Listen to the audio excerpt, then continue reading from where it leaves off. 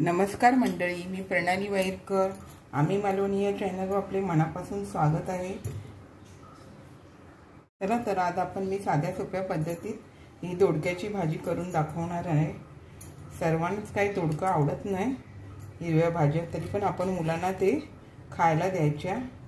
अशा प्रकारे मी आधी हे दोडकं कापून घेते. मग त्याच्यानंतर त्याच्या शिरा काढते. या शिऱ्यांचं काही जण चटणी पण करतात आणि भाजी पण छान होते. मूग डाळ घालून असं बारीक अशी मूग डाळ घालून भाजी करायची, छान होते भाजी. हे बघा, अशा प्रकारे ह्या शिरा काढून घ्यायच्या. हे अशा आता मी या सर्व शिरा काढून घेते भाजीच्या. अशा प्रकारे काढून घ्यायचे. आहे बघा, ह्याची ना चटणी छान होते. माझी जाव आहे ना, तिला लय आवडते. ती गावी पण ती करते ह्याची चटणी शिऱ्याची. हे बघा, आता मी हे अशा शिरा ह्या सर्व काढून घेते भाजीच्या. ह्याला शिराळा पण म्हणतात ना या भाजीला, दोडक्याच्या भाजीला. आता मी हे शिरा सर्व काढून घेते. हे बघा, अशा सर्व मी शिरा काढून घेतल्या आणि स्वच्छ मग पाण्यामध्ये ते धुवून घ्यायचे आणि त्यानंतर छान अशा बारीक फोडी करायच्या. आणि हे बघा, ह्या शिऱ्यांची चटणी बनवतात किंवा मूग डाळ घालून भाजी बनवतात. आता काय मी हे करणार नाही आहे. आता तुम्हाला मी फक्त दोडक्याची भाजी बनवून दाखवणार आहे. चला तर मग ह्या मी आता बारीक फोडी करून घेते. हे बघा, आणि हे दोडकं थोडंसं जेव्हा आपण कापायला सुरुवात करतो ना, त्यावेळेला पण थोडंसं खाऊन बघायचं. काही दोडकी कडू असतात, काय असतात, त्यामुळे खाऊन बघायचं. हे मी घेतलेलं जरासं खायला कापायच्या आधी. छान आहे, तसं काही नाही आहे. सहसा सगळीच दोडकी काय अशी कडवट मिळत नाही, चुकून एखाद दुसरं मिळतं. आता हे मी अशा छान अशा बारीक फोडी करून घेते सर्व. अशा प्रकारे मी आता सर्व बारीक करून घेते.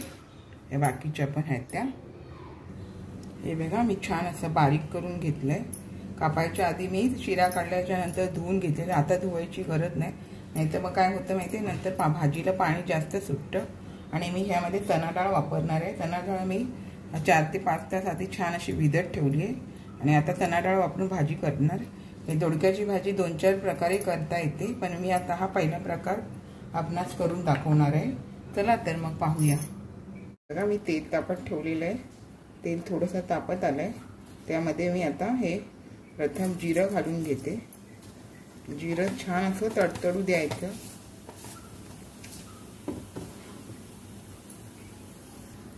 हे बघा, जिरे छान तडतडले. आता आपण हे कांदा आणि कढीपत्ता घालून घेऊया.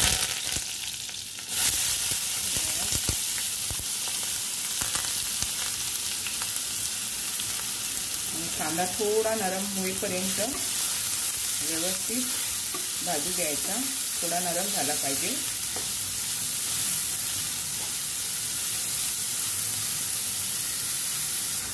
हे बघा, कांदा असा थोडासा नरम होऊ द्यायचा. कांदा नरम झाला का टमाटे घालायचा. जास्त भाजून नाही द्यायचं, कारण आपल्याला या कांद्याच्या पाण्यामध्ये ही भाजी व्यवस्थित शिजली जाते. आपल्याला पाणी घालायचं नाही आहे. त्याच्यामुळे कांद्याने थोडा कलर बदलला आणि नरम पडला की आपण हे टमाटर घालून घेऊया आणि छान असं परतून घेऊया. थोडा कांदा नरम होऊ द्यायचा, जास्त नाही, अगदी थोडा नरम होईपर्यंत आपण हे शिजू देऊया. थोडं झाकण मारून घ्या. थोडं आग अशी बारीक करून झाकण मारून थोडं टमाटर नरम होऊ द्यायचं. हे बघा, आता आपण बघूया. हे बघा, कांदा थोडा, टमॅटो थोडंसं नरम होत आले. आता आपण ह्यामध्ये चणा डाळ घालून घेऊया. हे बघा, चणा डाळ घालून घेऊया. छान असं परतून आता आपण ह्यामध्ये ना सर्व मसाले, हिंग वगैरे सर्व घालून घेऊया. प्रथम हा हिंग घालून घेते. त्यानंतर हा मालवणी मसाला, त्यानंतर हे लाल तिखट, त्यानंतर ही थोडी हळद,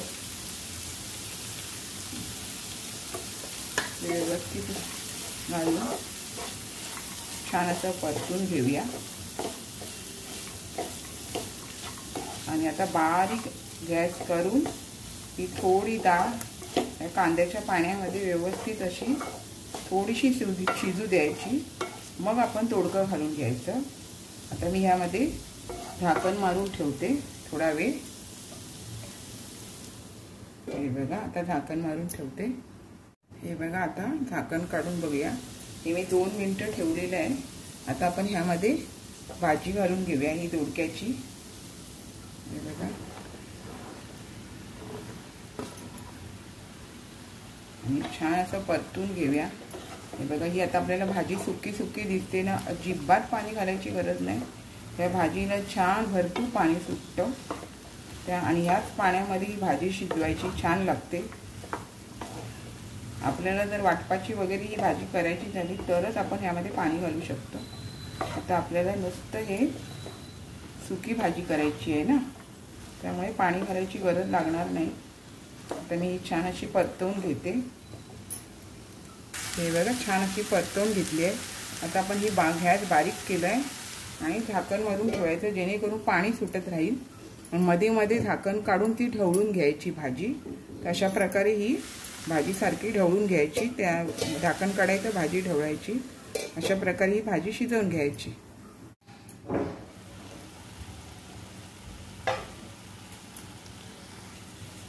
हे बघा, छान असं पाणी सुटतं ना, आणि अशा पाण्यामध्येच ती भाजी शिजवायची, छान लागते। अजून थोडा वेळ आहे ना झाकण मारूनच शिजवायची, मग नंतर भाजी शिजत आली की झाकण काढून शिजवायची। आता ही मी थोडा वेळ अजून परत त्यावरती झाकण मारून ती भाजी छान अशी शिजू देते।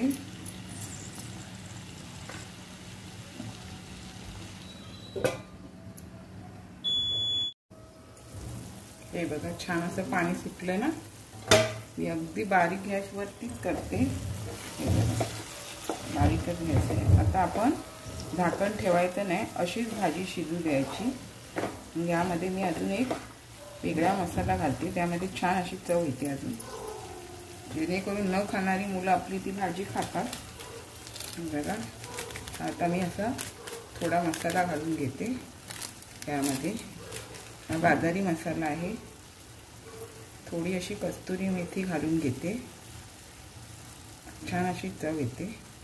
आता यामध्ये आपल्याला चवीनुसार मीठ पण घालायचं आहे, ते घालून घेते आणि व्यवस्थित आता आपण ती झाकण न मारता अशी शिजू द्यायची, जेणेकरून त्यातलं थोडं पाणी आहे ना ते सोकलं गेलं पाहिजे।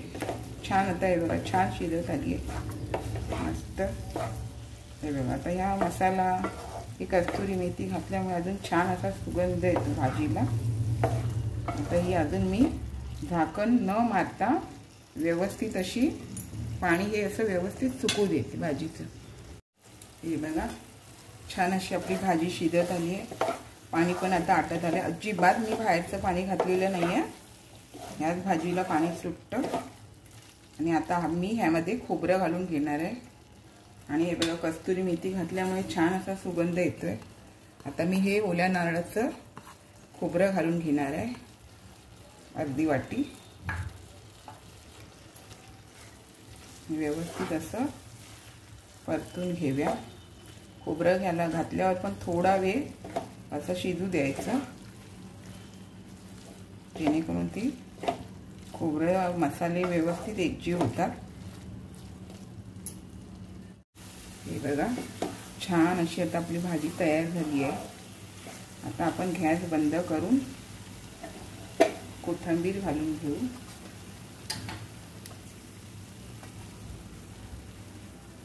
बघा, अशी वरून अशी कोथिंबीर घालून घ्यायची।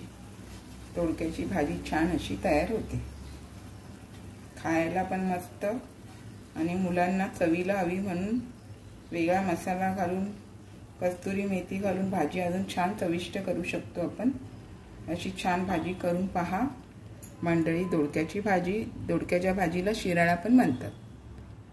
हे बघा मंडळी, छान अशी आपली दोडक्याची भाजी तयार झालेली आहे। अशा छान छान रेसिपी व्हिडिओ सहित आपण भेटत राहू। आपण माझ्या चॅनलला लाईक शेअर सबस्क्राईब करायला विसरू नका. चला तर आता इथेच थांबते. मस्त खा मस्त राहा.